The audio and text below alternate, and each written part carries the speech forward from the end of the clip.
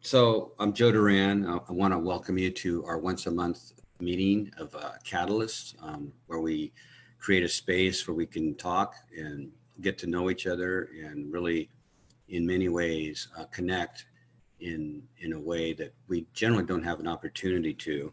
Um, so the purpose of Catalyst is really we want to create a space that's safe, where we can really have the types of conversations that are really important in our community, in an environment that we are listening, that we're able to hear, and we're able to also share our own views without judgment, and in a way that we hope that will help us, like it says here, connect, build, and trust.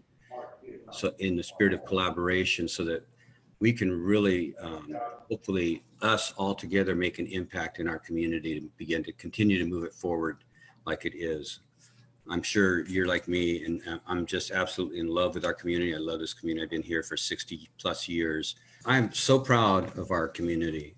One of the things that is a privilege for us at City Ministry Network is we get to walk and work within different sectors of our community. And so many people don't get to see the great stories, the amazing things that are happening.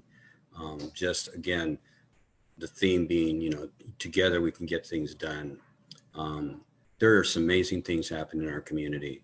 And I think it's just really imperative that we all keep our eyes open and really see what's going on and embellish those. And so I'm going to go ahead and introduce our topic and our speaker. And our speaker is Dr. Jessica Trounstine. She's a professor of political science at UC Merced. She received her BA in political science from UC Berkeley. We won't hold that against her. She received her PhD in political science from UC San Diego. She's author of the 2008 book, Political Monopolies in American Cities, The Rise and Fall of Bosses and Reformers, which won the American Political Science Association's award for the best book on urban politics. That's really impressive. In 2019, she wrote a book, Segregation by Design, Local Politics and Inequality in American Cities. And she explores more than 100 years worth of data from thousands of American cities to understand how local governments generate race and class segregation within and between cities.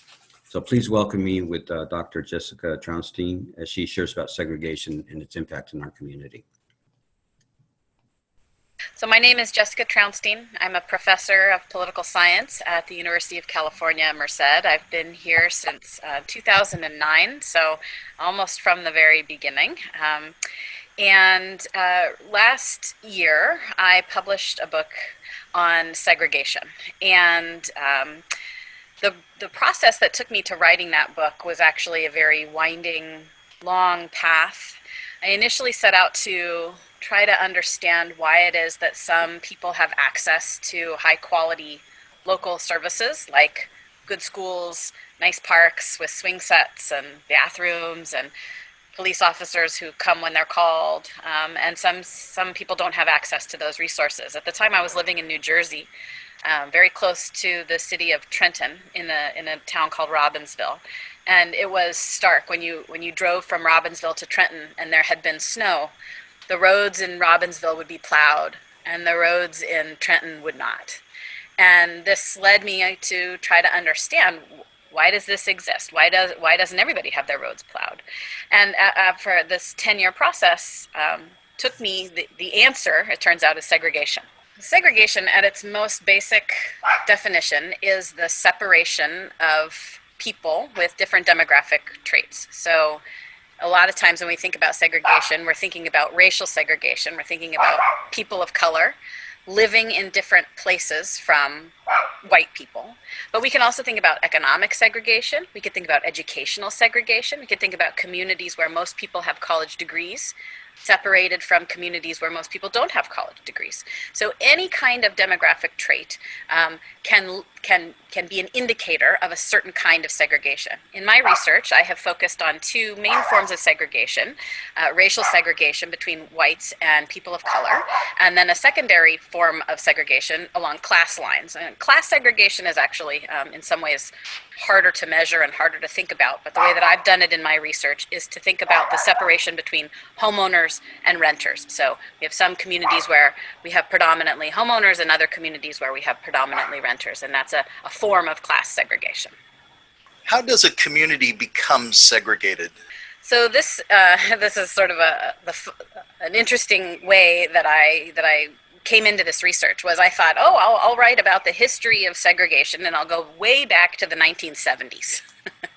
And I started in the 1970s, and it turns out that all the segregation that I was finding, all the patterns of segregation that I was finding, were set long before the 1970s. So then I went back decade by, I'll start in the 50s. I'll start in the 40s. And then I just had to throw up my hands and say, I'll start at the very beginning. I'll start when I can first get data. And actually, segregation has been a part of the United States history since the 1800s. And really, what I started with in my book was trying to learn about the development of cities very early on. And in 1890, we were still mostly a rural nation. Very few people actually in the United States lived in cities. And so that's where I start my story. And it turns out that even starting in the early 1900s, we began the process of segregating. So the question you asked is, how did we get here? How did we become segregated? And it's a very complicated story, and there's lots of answers to that question. So I'm going to tell you about two. I'm going to frame this in sort of two different ways. One is the way that the type of tactics that I research, and then we can talk about all of the other kinds of causes of segregation. So certainly, one of the causes of segregation is that people choose to live in neighborhoods where they live among people who are like them, who share their descriptive traits, right? Who have they share something that makes them want to be neighbors with somebody, right? You can think about language segregation along these lines, right? Maybe if you are a speaker of Chinese, you want to live in a community where some of your neighbors also speak Chinese, right? So that kind of reason for segregation plays a role, right? Some people want to live in different communities. That's not the kind of segregation process that I investigate. The kind of process that I investigate is trying to understand how the government has played a role in creating segregation. The federal government has played a big role in creating segregation. You may have heard the term redlining, and that's a form of benefits that were provided to prospective home buyers in the 1930s, 40s, and 50s that only allowed these home mortgages that were backed by the federal government to go to people who were purchasing homes in white or transitioning white neighborhoods. That's what redlining is. Again, that's not a process that I study, but it's an important way to think about some of the mechanisms that have produced segregation. So now I'll tell you about what I study. And what I study is how local governments have played a role in segregation. Local governments play a role in segregation basically by using land use regulations to determine what gets built, where it gets built, how it gets built, and when it gets built. So on a very basic level, a city can say, we would like to put all of the apartment complexes in this one part of town, and we would like to put all the single-family homes in another part of town. That very basic decision that cities can make induces segregation. It produces segregation. And so one of the processes that I've looked at is to try to understand how this happened in the 1900s or early 1900s and how it happens today and how it's changed over time. So it used to be the case, and this is what a lot of times people have in their mind when they think about segregation, that cities would create maps and they would literally draw a part of town. This is where the people of color are going to live, and this is where the white residents are going to live. And I have lots of old maps that look like this. Today, that's not legal. It's an unconstitutional way of practicing land use regulation. It actually hasn't even been legal since 1917. But what I found is that once cities had created these maps or these images of where the neighborhood of color was going to be and where the white neighborhoods were going to be, even after it became illegal to write people of color on the map or white residents on the map, they just erased those labels. And yet they still produce land use regulations that end up creating the same kind of neighborhood that they had intended to create when those labels were actually written on the map. So essentially, the Supreme Court has affirmed the right of cities to use land use regulation in a way that protects the type of housing or the style or the character of a neighborhood. That is a perfectly legal thing to do. And so what we've seen is that cities now will create land use regulations so that one part of town has large lots, right? Minimum 1 acre lots. Or they have a part of town where all housing has to be extremely low profile, low density, as well as not tall, right? In other parts of town, they place apartment complexes. Now, you're already thinking to yourself, well, there's a difference in price of these kinds of houses. That's exactly right. And that is the mechanism that cities are using most often today to create neighborhood level segregation and also segregation between cities, right? So a whole city can say, we don't want any renters and we don't want any apartment complexes in our city. That's a legal thing to do, and cities do it, right? You can't say, we don't want any Latinos in our community. That's illegal. Right? But you can create a kind of land use regulation that drives up housing prices, that makes it so that you're very likely to get a certain demographic of people that live in your community.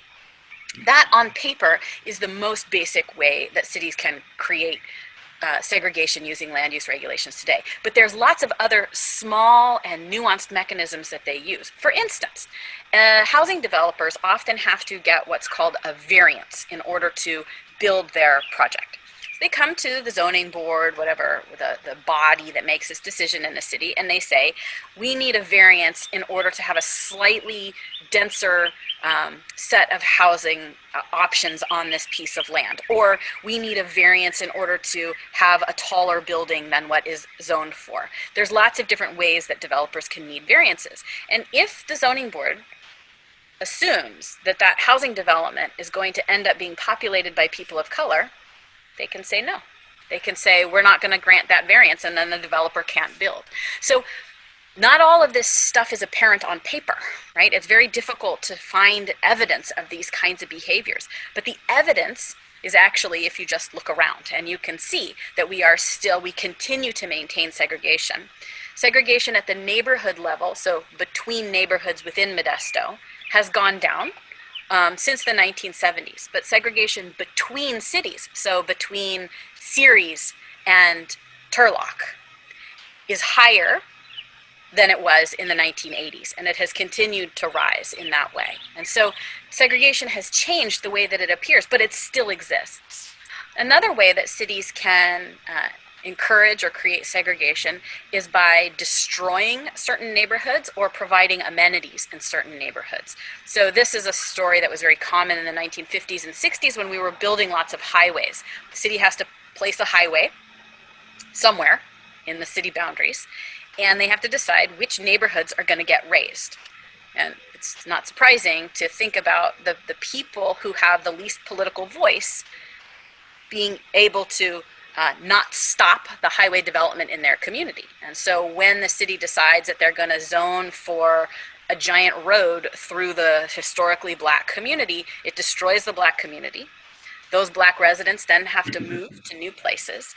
And that might have been a neighborhood that could have transitioned, it could have had white residents at some point, but now it's gone, right? And so doing things like building a highway through a historically black community or a historically Latino community oftentimes reinforces segregation, because the people who move then move to another part of town where there are likely to be black residents or Latino residents already living. So that's a sort of a negative form of land use regulation, but there can be positive forms too, right? So a city can decide where they're going to put the new park or where they're going to put the new fire station. And doing things like building amenities in a neighborhood also can drive up housing prices, which again can change the demographics of who lives in a community. Or they can refuse to put a new, they can refuse to make space for a new school, so that families who have children will then have to travel longer distances in order to send their children to school, and they might make a choice to live closer to an existing school. All of these kinds of decisions that cities make affect the housing market, and they affect who lives where. Speak to the misconception that this is California, not the South. So segregation is not an issue that we face here. It's interesting. When I first started writing this book on segregation, I learned that the very first land use laws that created segregation were developed not just in California, but right here in the Central Valley. Modesto and San Francisco had some of the earliest land use regulations segregating communities. And those early land use regulations were frequently targeting Chinese laundries, so the land use regulation would say something like, there can be no residences above a laundry facility. And guess who were the only people who were engaged in laundry facilities at this time? It was Chinese immigrants, right? And so by prohibiting people from living above their laundry, it prohibited people from living in the community where their laundry was located. And again, these were struck down as unconstitutional at various times in history, but they were developed here. And the most segregated school systems in the early part of the 1900s were actually in the North, not in the South. And that's because in the South, you had actually segregated schools, right? So you had a black school and a white school. And so the white residents lived among black residents without worry that the black children were going to attend the white school. In the North, that wasn't the case. We didn't have segregated schools in that way. Instead, what we had were segregated neighborhoods so that people end up going to the neighborhood school, which produces school segregation. And today we are more segregated than we were in 1954 when Brown v. Board of Education was passed. That is true throughout the United States, and it is true because we have this predominant neighborhood segregation here. And so California is not immune to this. In some ways, so this idea that we're different, it's not totally wrong. We are a little different. We're just not that different. So in some of the least segregated metro areas in the United States actually are in California. So Riverside is one of the least segregated metropolitan areas in the United States, whereas Detroit and Chicago are Atlanta, very highly segregated metro areas. But these differences are on the margin. We're still pretty segregated. If there were individuals who are sitting and listening to what you're saying, who are saying, how do I make a difference? How can I help bring change? What recommendations would you give to them? In California, this is in some ways an easier answer than it is in a lot of places. We just need to build a lot more housing in California, and we need to build more housing in our most privileged neighborhoods. So look around you. Find the neighborhood that has the best school, the best trash pickup, has the nicest roads, has the best parks. That's where we need to build more housing. And we need to build housing at all levels of the income scale. It's not enough to say that we're just going to build a whole bunch more single-family homes. That actually is going to perpetuate segregation. And it's also not enough to say we will only build housing if it's for the very lowest income residents. That's not useful either. What we need is housing at all ends, at all places in the income distribution. And we need neighborhoods to not be able to cordon off their privilege. We need neighborhoods that have resources to have people with various income levels living in that neighborhood and accessing those resources, rather than shoving all the high density housing into neighborhoods that already struggle to maintain high quality schools and good parks and all of the rest of those things. So that in California, as I said, it's in some ways an easier answer because we have such a massive housing shortage here. In other places, there can be, there are various kinds of solutions, but the first thing to think about here is to densify our housing. Is there anything else that you can think of that you're saying this needs to be said in regards to segregation? Yeah, I think one thing that we have to fight against as a community is a misconception that segregation is accidental, or that if only people just opened their eyes and look around and saw segregation, that suddenly we would be able to end it. And the very unfortunate truth is that the people who benefit from segregation are the people who will fight hardest to maintain that segregation. And so if you want to address segregation using government policy or even individual behavior, the very first rule that I tell everybody is to accept, truly accept, understand that segregation is purposeful, that it benefits some people, and that it disadvantages others. And the people who benefit from this kind of system will use every tool in their toolbox to maintain those advantages. And so what we need to do is make sure that disadvantaged people are also at the table, and that advantaged people don't get to make all of the political decisions that continue to perpetuate their advantage. What a complicated issue. We've got so many different, I was listening to it, so many different, spectrums and so many different nuances to it all. Something that there sure is no single answer. This, I think, it's a process as we move forward. We're also going to have, we have on video 4 of our local residents, and we've asked them to give us their thoughts and observations. Let's go ahead and roll, Mike. So, in my understanding, segregation is the separation of individuals based on social class, racial. It's keeping people separated from the rest of society in some way, shape, or form. And it could be educational, it could be access, it could be housing. I mean, that's one that I think that it's more prevalent when people talk about, segregation, they think about redlining. Redlining is very much alive still. And we see it, especially in the education system. So Wesley is 100% composed of public housing. They have a little school. It's called the Grayson Wesley Charter School. During this health crisis, just the difference between a student at the Wesley Grayson Charter School and a student a few miles away in Patterson, 4 or 5 miles away. So broadband is not available there. And these students did not have a chance to do distant learning with their teacher via the internet. How would they turn in their homework? So the teachers had to come up with different strategies as far as like homework packets to hand out.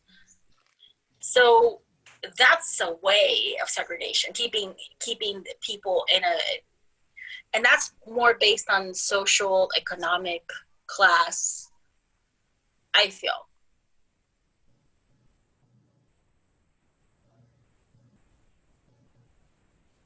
So in my understanding, segregation is when you take 2 groups of people, specifically based on ethnicity, and you separate them. And, if we look a little bit at, American history, right, that's was very evident with Black and white ethnicities, if you will. White ethnicities having a bit more of privilege. When we look at Mexican American history in this country, you can look at the Lemon Grove incident, right? When Mexican students were actually taken out from classrooms and put into what was a barn. And it was the first time in the history of America where, if I recollect correctly, Mexican parents organized to have their children be educated inside the classrooms and not in a barn. Well, I was trying to be discreet about this, but just being a dreamer, I think I look back at the whole immigrant experience for all of the hundreds of thousands of dreamers and just immigrant communities that come here and one way or another end up being undocumented. And I see those 11 million of undocumented Americans being segregated, right? Not giving access to voting, to working legally, etc. The list goes on. And so I think that we don't talk about that in that sense, but it is segregation, because when it comes time to paying taxes, right? We're not segregated. When we buy stuff at the store, right? Taxes are included. We're not segregated. When it comes time to go to war, right? We're not. They don't say don't go to war, for America, because you're undocumented. That where folks are not segregated, and so it's not talked about in that light. But I think it's another example of segregation. The way that I understand segregation is that it's simply the separating of people, really without no justification. But not only that, it's people that feel that they have the ability to separate people without justification. Many times segregation is thought of as being in the civil rights movement, being separated by race and not being able to go to the same bathroom, drink out of the same water faucet, or eat in the same diners. But in reality, segregation is very present in our community, whether it be areas or portions of our city that are not incorporated, whether it be areas of our city that lack the essential development or infrastructure like sidewalks. These are all examples of segregation, in that it creates a perception that those areas are more dangerous, that the people that live in them are more dangerous, and that because of that, they're less affluent. What is segregation? Real simple for me. Segregation is when you don't want me to participate in life. You choose to say no to me when I need you to say yes. And that's the heart of segregation. It's, I think about my dad telling me that at 5 years old, if he was alive at the end of the day, that was a good day. So if I cry, it's just how it is. You want to be accepted because of who you are, not for who you perceive me to be, based on how I look to you.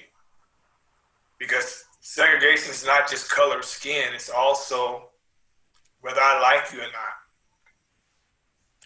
We could be the same color, but I don't want you in my sphere of influence. In other words, I'm saying I don't want to get to know you. I know enough. I see you and I don't like you. And that's segregation in a nutshell. Most people make it about color. It's not about color. It's really about people. It's about humanity. And to me, segregation is also fear. Because if I don't want to get to know you, why? What it is about me? What is the fear that's holding you back from shaking my hand or sitting at the table with me, having a cup of tea with me or coffee? Just sitting down and having a conversation and get to know me. We should all want to get to know one another, because the differences is what make us unique. And you'll never understand my uniqueness if you don't get to know who I am. What happens in a community when it becomes segregated? The first thing that comes to mind is mistrust. And mistrust leads to anger. Anger leads to pointing the fingers, blaming. And then you recognize that there's a breakdown in communication.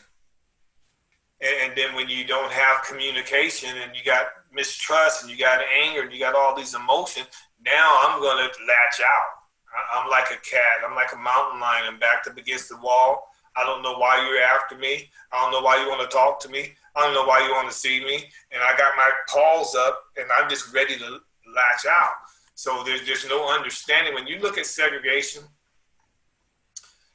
there's no real point of reference to say why I don't like you. So I make all these excuses as to why I don't like you. So if you had a group of community people sitting in front of you who said, we want to be a part of changing segregation in our community, what would you say to them? Like, what are some real actionable steps that they could take to make a difference? And so if we want to see segregation change, I feel like as a church, we have to do a different job, not a better job, a different job. And that different job is, it's time for us to pray. It's time for us to seek the face of God and take people like yourself and Courtney, who has a desire to see change, who has a desire to see growth, who has a desire to see healing. We need more of you. We need more people that say, God, what is the solution? And we need to love one another as we love ourselves, not based on the color of our skin, but on the content of who we are, getting to know one another, getting to know how to trust one another, getting to know how to lock on to one another and work together to be the best that we can be for God in heaven. And let's move all of the issues out of the way and say, how can I help you? How can I serve you? How can I get to know you? What do I need to do for you to trust me? What do I need to do for you to quit looking at the color of my skin and just look at me as a person? Just like you. I put on my pants just like you do, Mike. There's no difference about us. The only difference about us is God made me darker than he made you. But he wants me to love you with all that I am. And that's what I want to do. I want to love. I want to love because that's what breaks the yoke of bondage in our life. And that's what we need. That's just who we are.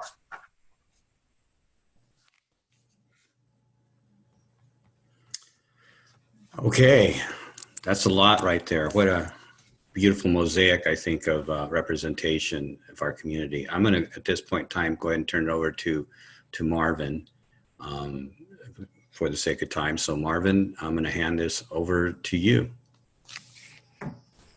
I just have a couple of different comments and I'm going to close. Jessica and Fred and the others, Shirley, Sergio, Manny, they said it all. I do want to mention a couple things is that City Minister Network is going to be continued to be committed to highlight and spotlight some things that are happening in our community, whether people in authority or people that might have a different view oppose it. We're going to continue to raise the questions and ask for education, for informing. I know I've had people in my life, one's in the room who sticks his finger in my chest and said, pay attention to this, look at this.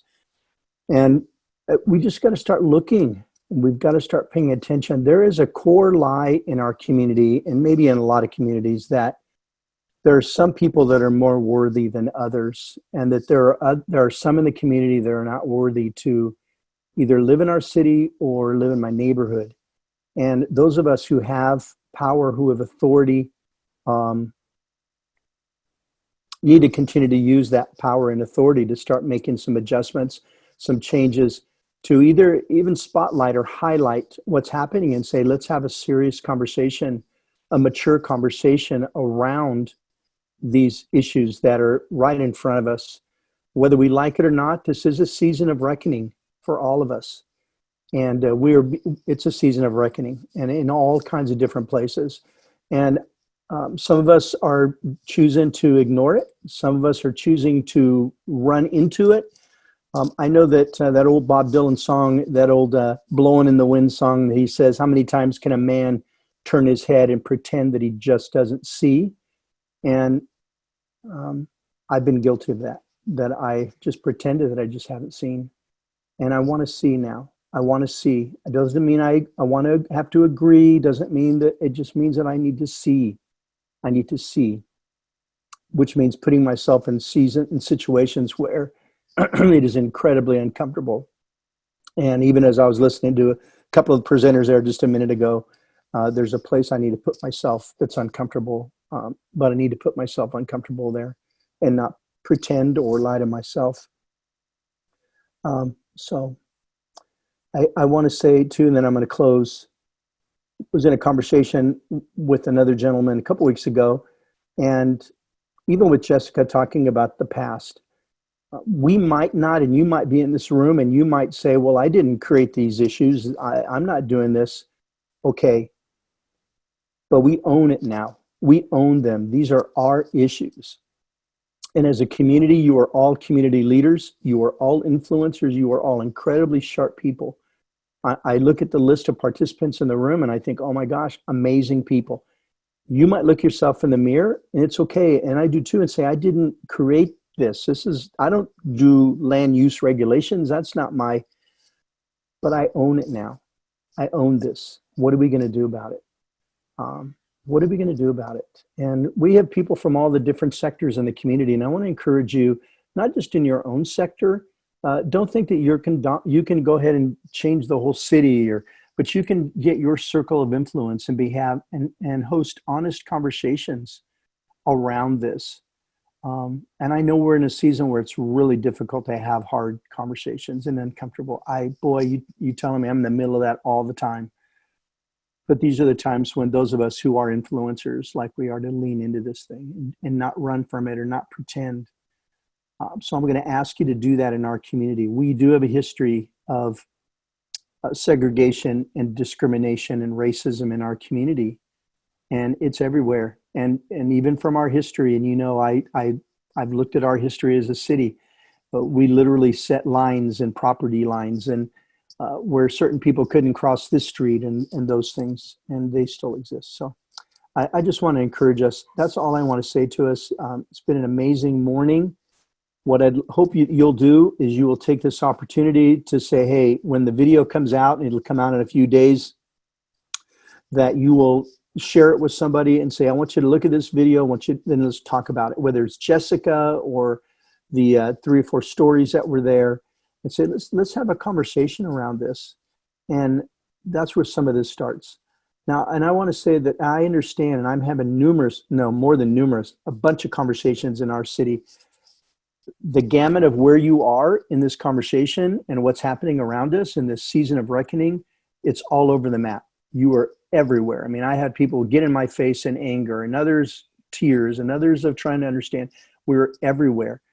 So I want to ask that you would be the influencer that you are, and reach out to your circle of influence, which might be just a couple of people, and not just dismiss it quickly, but begin to have a conversation of seriousness about, is this really here?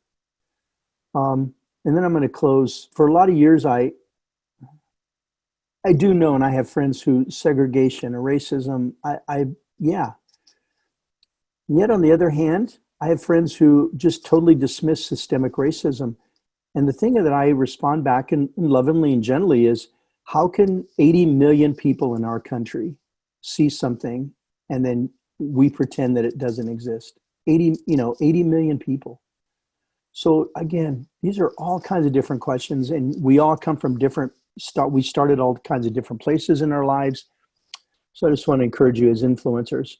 Those of us in this room can make a huge difference in how life is lived here in our city, so that everybody has access to opportunity, access to quality services, and we can make this place an incredible place to grow up and to grow old in. And it starts here. And again, I can look at you and say, nope, I didn't start this thing. Maybe. And my heart is being challenged with how much have I own this thing and invested in this problem. But I want to say to you, if you say, well, I didn't start this and I don't do this, okay, but we own it, and we own it as a community. So I hope I challenge it to all of us this morning, just to consider, to think, lean into the uncomfortable topic. So many of us over the years and me too, I just run from it or try to ignore it. Lean into it. If you don't have anybody in your life that you can have a trusting conversation with, when you can ask all the crazy questions, or I don't understand, or I don't get it, within a context of a trusting conversation, in the chat room, or reach out to Mike or myself or Joe or John or one of us, Leah, whoever's in the room, and say, I want a friend. I have a friend who I'm just going to start having, he's going to wander with me into the neighborhoods and begin to share, to listen, and let's see what happens. So I do want to thank the person who introduced us to Jessica, Trounstine, and he's in the room too. So I don't want to highlight him by name, but to thank him for sharing that information with us. So that is it. Again, I want to remind you, City Minister Network is a nonprofit, and we do exist by getting resources, donations from all of you. So if you want to participate that way with us, you can. I pray this week that you will share the video, then you'll have this conversation. Some of us might be exhausted about the conversation, but that's okay. That's okay. Yep, there's a lot of people in our country that have been exhausted for 200-300 years. So lean into that and be a little exhausted with them as well. So I'm going to pray for us, and then I want to thank you. Next month, again, leaning into what's happening in the community, we're still working on the details. Again, we're in a season where we're going week to week or every couple of weeks, but we want to get a look up in how mental health, how we're doing a checkup in our community with the concerns about suicide, domestic violence, abuse with children, those kind of things, of women. It's just, even the depression and this COVID thing and this isolation, it just is doing something to our community. So I want to get a head up, and then also to what we can do about it together. I want to challenge you again and remind you, you are all influencers. You are all amazing people. So if you're the only one that thinks you don't have influence, let me know, and I'll, let you know different. So reach out to people, and let's continue to make a difference in this community. Lord, these are difficult. This was a difficult conversation, a difficult topic. And I know I look at my own life and I think, oh my gosh, I've just been so guilty of enabling this and allowing some things to occur because it was to my benefit. And so God, forgive me. Thank you. Thank you. Forgive me for that. And may I not pretend anymore. And I pray, Lord, that each one in this circle would understand and see their circle of influence and just have this conversation with people. A rational, calm, loving, gentle, civil conversation. Thank you that you continue to make our community, and you will, a great place to grow up in and to grow old in. Thank you for the incredible people in this room, in our community. Even Joe mentioned at the beginning, what an amazing community to live in, of givers and servants, those who sacrifice. And I thank you for them. In Christ's name, amen. Listen, we love you. We're all in this thing together. This is our community. We are all in this together. So let's stay together. Bless you guys. Thank you, Mike. Thank you all for joining us.